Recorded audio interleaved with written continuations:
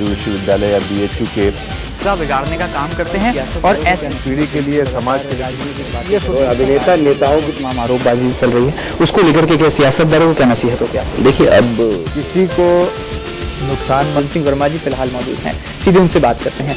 कहानी कैसे, ये सफर कैसे तय हुआ और ये कारवा कैसे? इसलिए थोड़ा ये काम करने में बहुत खुशी है हमको। था उसको लेकर कि वो हम हमारी आज की तारीख में सर सबसे पहले निवेश प्रभावित हो रहा है देश का।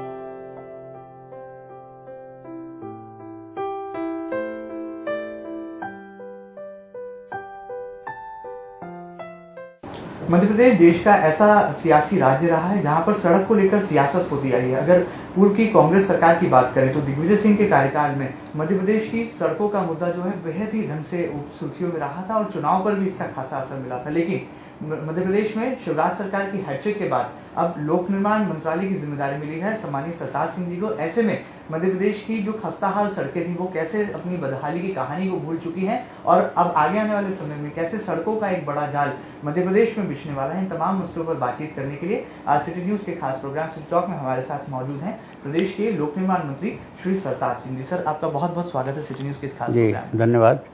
सरताज सिंह जी से जानने की कोशिश करेंगे कि आने वाले दिनों में जिस तरह से देश में जो एक बड़ा राजनीतिक परिवर्तन हुआ है, देश में मोदी सरकार है और प्रदेश में शिवराज सरकार, ऐसे में अब मध्य प्रदेश को क्या कुछ मिलने वाला है, क्योंकि मध्य प्रदेश देश का दिल कहा जाने वाला राज्य है।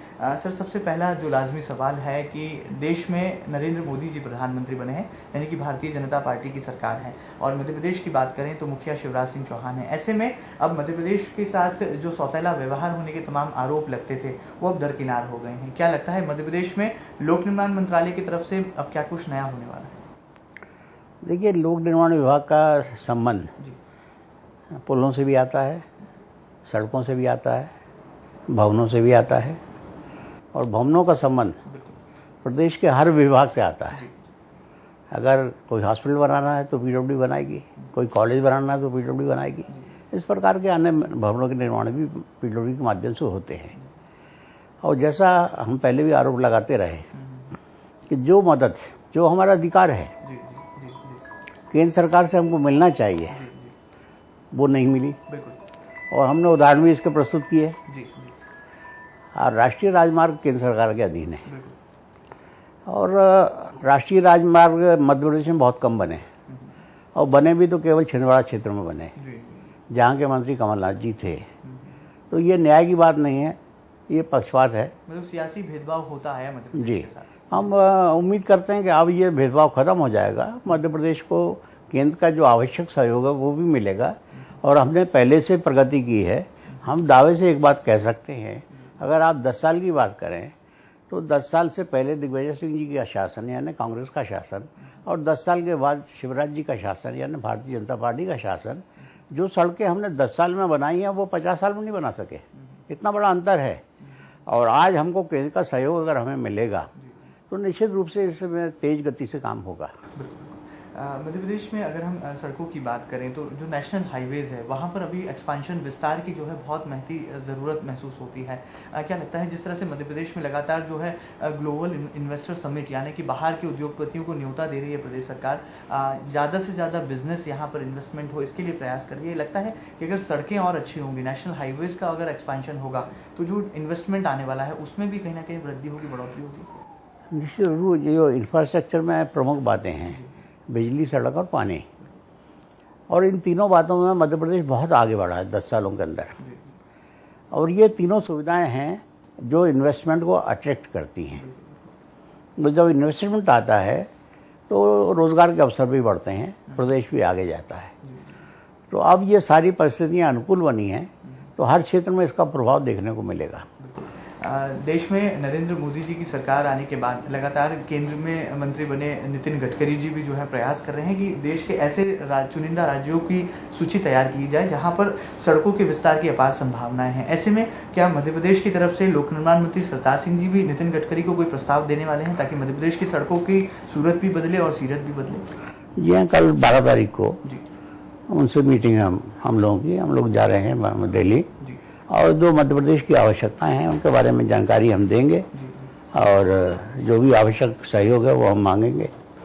क्या लगता है, जिस तरह से पिछली शिवराज सरकार की बात करें, वन मंत्रालय की जिम्मेदारी आपके पास थी, एक अलग ही अंदाज, एक अलग ही कार्यशैली आपकी बतौर मंत्री रहते हुए रही, अब आपको लोक निर्माण मंत्रालय की जिम्मेदारी मिली है, इसे किस तरह से पूरा कर पाएंगे, और 24 घंटे का किस तरह से जो है ब्यौरा आपका रहता है, लोक निर्माण मंत्रालय में आप काम करते हैं, और मध्य प्रदेश की सड़कों की सूरत बदले, इसके लिए क्या कुछ आप दृष्टिकोण आगे आने वाले समय में रखने वाले? देखिए, पहले तो कार्य के संबंध में, चाहे वो कार्य सड़क का हो, चाहे पुल का हो, चाहे भवन का हो, दो बातों की आवश्यकता होती है, गुणवत्ता और गति। गुणवत्तापूर्वक कार्य होना चाहिए और तेजी से वो काम पूरा होना चाहिए। मैंने मध्य प्रदेश में देखा कि पीडब्ल्यू ये दोनों बातें नहीं थी, इसलिए गुणवत्ता को ठीक करने के लिए आवश्यक है कि हमारा जो निरीक्षण पद्धति है वो बढ़ जाए, और काम गुणवत्तापूर्ण हुआ है इसकी जांच भी होती रहे साथ साथ में। इसके लिए बहुत से साधन हैं, बहुत सी व्यवस्थाएं हैं, लैब्स हैं जहां हम हर चीज़ को टेस्ट कर सकते हैं। तो हमने उस सिस्टम को डेवलप किया है, तो उससे गुणवत्ता भी आएगी। और अधिकारियों के लिए भी हमने एक फॉर्मेट हर साइट पे रखा है, अभी नया बनाया हमने, उसको रोड पे भी रखा है, उसको भवनों में भी रखा है, पुल पे भी रखा है, जहाँ जो भी अधिकारी विजिट करेगा उसको अपने रिमार्क्स, मैंने कौन कौन से काम देखे, उन कामों को कैसा पाया, ये लिखना पड़ेगा। अभी तक ये रिकॉर्ड भी नहीं होता था कि ये गया तो कब गया, ऐसी गया तो कब गया, ये कहीं कोई रिकॉर्ड दर्ज नहीं होता था। लेकिन अब हमने पूरा सिस्टम बना दिया है कि साइट पर जाना आवश्यक है उनके लिए, और वहाँ अपने रिमार्क को लिखना भी आवश्यक है। ये सारी व्यवस्था हम कर रहे हैं। और दूसरी बात है गति, समय सीमा में, ताकि समय सीमा में जो भी चीज़ बने, चाहे भवन हो, चाहे पुल हो, चाहे सड़क हो। अब समय सीमा में बनने में जो सबसे बड़ी बाधा ये है, अगर हम समय पे भुगतान नहीं करेंगे तो हम अपेक्षा नहीं कर सकते कि कोई भी ठेकेदार या निर्माणकर्ता उसको समय पे बना सके। और मध्य प्रदेश में यही स्थिति थी, लोगों के 6-6, 8-8 महीने तक भुगतान नहीं होते थे, और जिससे हमारा काम प्रभावित होता था। तो मेरा ये प्रयास है कि भले ही हम कम काम करें, लेकिन उतना ही करें जितने का भुगतान हम कर सकें। और इस वर्ष में चूंकि हमारा कुछ पैसा इसमें भी चला गया, फसल मुआवजे में भी, तो पैसे की कमी रही, तो हमने अधिक काम नहीं लिए, बल्कि हमारा ये प्रयास है कि पुराने काम जो चल रहे हैं उनको पूर्ण कर दें। सबसे पहली प्राथमिकता हमारी ये है कि अधूरे काम को पूरा करो। बिल्कुल। मुझे जी एक सवाल और मेरे जहन में आता है कि जब सड़क का सवाल आता है तो गुणवत्ता को लेकर के कई सारे के प्रश्न खड़े उठते हैं, सवाली निशान लगते हैं। लगता है कि जो ठेकेदार सड़क निर्माण का काम करते हैं उन पर भी पारदर्शिता के साथ जो है कार्रवाई की जाना चाहिए, और सड़कों की गुणवत्ता को लेकर के जिस तरह से आपने लैब भी डेवलप की है, क्या लगता है आगे आने वाले दिनों में लोक निर्माण मंत्रालय जो है कोई बड़ा कदम उठाने वाला है, ताकि गुणवत्ता के विषय पर, क्योंकि होता यह है कि आगे आठ पीछे सपाट की कहावत जो है चरितार्थ होती है। बारिश के मौसम में कई सड़कें डामर की धुल जाती हैं, ऐसे मसलों पर क्या सख्त रवैया रहेगा? देखिए, चाहे सड़क हो या कोई भी निर्माण हो, वो अपने स्थान पर है। आप बनते समय, बनने के बाद, 6 महीने बाद, साल भर बाद उसको चेक कर सकते हैं, और वो सड़क खुद बोलेगी कि जो मटेरियल मुझे डलना चाहिए था वो डला या नहीं डला। अब अगर नहीं डला तो जिम्मेदारी ठेकेदार की भी बनती है, और जिम्मेदारी निरीक्षण करने वाले अधिकारी कर्मचारियों की भी बनती है, और हमने उन पर कार्रवाइयाँ की हैं। आवश्यकता इस बात की है कि एक माहौल बनाने की, ये एक संदेश जाना चाहिए कि गलत करोगे तो दंड भुगतोगे, और सही करोगे तो कहीं कोई दिक्कत नहीं आएगी। मतलब अनुशासन आपने मंत्रालय में ला दिया है। तो ये एक मैसेज जानने लगा है। जी। कुछ लोग सस्पेंड भी हुए, कुछ के काम निरस्त हुए, कुछ ठेकेदार ब्लैक लिस्ट हुए, ये सब हुआ है। लेकिन इससे एक संदेश जाने लगा है कि भाई काम अच्छा करोगे तो उसमें हमारा नुकसान कम होगा, बजाय इसके कि हम काम खराब करें वो हमारा नुकसान ज़्यादा होगा। एक सवाल राष्ट्रीय परिदृश्य से आपसे जानना चाहेंगे कि महाराष्ट्र सरकार ने जिस तरह से लगातार महाराष्ट्र नवनिर्माण सेना के नेता राज ठाकरे दबाव बना रहे थे कि टोल टैक्स की वसूली जो है बंद की जाए, महाराष्ट्र सरकार ने हाल ही में ये फैसला लिया है कि टोल टैक्स में जो वसूली थी उसे बंद कर दिया गया और जो बीओटी पर दिए गए उनके तमाम जो वो निर्णय थे उसे उन्होंने वापस लिया है। क्या मध्य प्रदेश में भी आपको ऐसा लगता है इस तरह का कुछ कदम उठाने की ज़रूरत है? जैसा मैंने अभी आपको बताया कि 10 सालों में जितनी सड़कें हमने बनाई हैं उतनी 50 साल में कांग्रेस नहीं बना सकी। और इस उपलब्धि में जो प्रमुख योगदान रहा है अच्छी सड़कों के निर्माण में, वो हमारे बीओटी सिस्टम का रहा है। और हमने बहुत लोगों से बात भी की। जहाँ सड़क खराब है वहाँ लोग ये कहते हैं कि साहब हम टोल देने को तैयार हैं लेकिन हमारी सड़क अच्छी कर दो। जब सड़क खराब होती है तो हर तरह का नुकसान होता है। जो हमारी डीजल पेट्रोल की एवरेज कम हो जाती है, जितना हम टोल देते हैं उससे कम पैसे में कवर हो जाता है। उसके बाद जो टूट फूट होती है गाड़ी की, हम उससे बच जाते हैं। उसके बाद जो टाइम बचता है, अब वैसे बहुत से उदाहरण हैं। आज से पहले सागर जाने के लिए कम से कम 6-7 घंटे लगते थे, आज सागर जाने के लिए भोपाल से 3 घंटे लगते हैं, तो हमारे 4 घंटे बच गए। इंदौर जाने के लिए पहले 4-5 घंटे लगते थे, आज 2.5 घंटे 3 घंटे लगते हैं। तो ये व्यवस्था बेहतर है, बजाय हम कि इस व्यवस्था को विड्रॉ करते हुए पुरानी व्यवस्था पे आ जाएं और खराब सड़कों की शुरुआत हो जाए, तो मैं उस स्थिति को अच्छा नहीं मानता। एक सवाल और जनता के पक्ष से उठता है कि टोल नाकों पर अक्सर जो है विवाद की स्थितियां भी देखने को मिलती है। जिस तरह से विदेशों में एक पारदर्शी सिस्टम है, सेंसर्स का इस्तेमाल किया गया है, तकनीक का इस्तेमाल किया गया है ताकि ना तो राहगीरों को कोई परेशानी उठाना पड़े और ना ही सरकार को उसके लिए कोई अलग से संसाधन जुटाना पड़े। ऐसे में लगता है कि इस तरह का कोई हाईटेक फार्मूला मध्य प्रदेश के टोल नाकों पर भी लाने की जरूरत है। जी हाँ, उसकी तैयारी चल रही है और हम उसको लाएंगे और ये काम मुझे लगता है कि 1 साल के अंदर पूरा हो जाएगा। मध्य प्रदेश तो आज की तारीख में भी लाने के लिए की स्थिति में है, लेकिन ये राष्ट्रीय स्तर पे होना चाहिए, क्योंकि यहाँ से अगर गाड़ी महाराष्ट्र गुजरी तो फिर वहाँ वो सिस्टम फेल हो जाएगा। अगर हमने अपना इंट्रोड्यूस किया तो एक सिमिलरिटी चाहिए पूरे सिस्टम में, तो उसका प्रयास कर रहे हैं और 1 साल 1.5 साल के अंदर ये पूरा देश में लागू हो जाएगा। चलिए, उम्मीद करते हैं कि सड़क के मसले पर शुरू हुई सियासत जो है जनता को सुविधा देने के साथ खत्म होगी। अंत में जाते जाते सिटी न्यूज़ के दर्शकों के लिए क्या संदेश होगा प्रदेश के लोक निर्माण मंत्री सरताज सिंह जी का, और आने वाले दिनों में मध्य प्रदेश में किस तरह से सड़कों का विस्तार होने वाला है? नेशनल हाईवेज की जो कमी एक महसूस की जा रही है, अलग अलग राज्यों से जोड़ने के लिए मध्य प्रदेश की शिवराज सरकार क्या कदम उठाएगी? सीधे दर्शकों के लिए क्या है संदेश?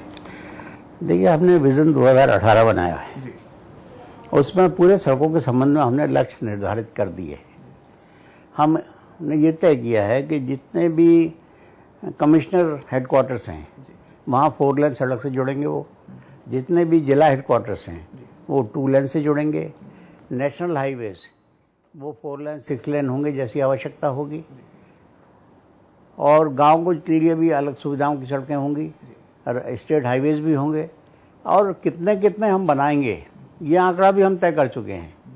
कितने किलोमीटर हमको MDR बनाना है, कितने किलोमीटर हमको कमिश्नर ऑफिस को कनेक्ट करने का बनाना है, कितने स्टेट हाईवे बनाना है, कितने नेशनल हाईवे बनाना है, सब तय कर चुके हैं।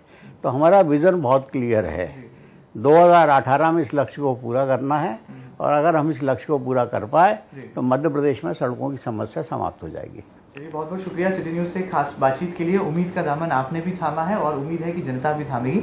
जिस तरह से विजन 2018 की बात की है और साथ ही साथ पहले मध्य प्रदेश में महज छिंदवाड़ा में ही सड़कों का विस्तार होता था, सड़कों का चौड़ीकरण होता था, नई सड़कें बनती थी, क्योंकि कारण था पूर्व केंद्रीय मंत्री कमलनाथ का सड़क और भूतल परिवहन मंत्री होना। लेकिन अब मध्य प्रदेश में शिवराज सरकार है और देश में मोदी सरकार है। ऐसे में देखना होगा कि आने वाले दिनों में कैसे सड़कों का एक लंबा जाल मध्य प्रदेश में विस्तार लेता है और किस तरह से सड़कों की जो खस्ताहाल पुरानी कहानी थी वो बदलकर एक नई तस्वीर उभरने वाली है। हमसे बातचीत की प्रदेश के लोक निर्माण मंत्री सरताज सिंह जी ने, बहुत बहुत शुक्रिया अदा करते हैं आपका। अगली बार फिर मुलाकात करेंगे सिटी न्यूज़ के खास प्रोग्राम सिटी टॉक में एक और जानी मानी शख्सियत के साथ। तब तक आप जुड़े रहिए सिटी न्यूज़ के साथ। नमस्कार।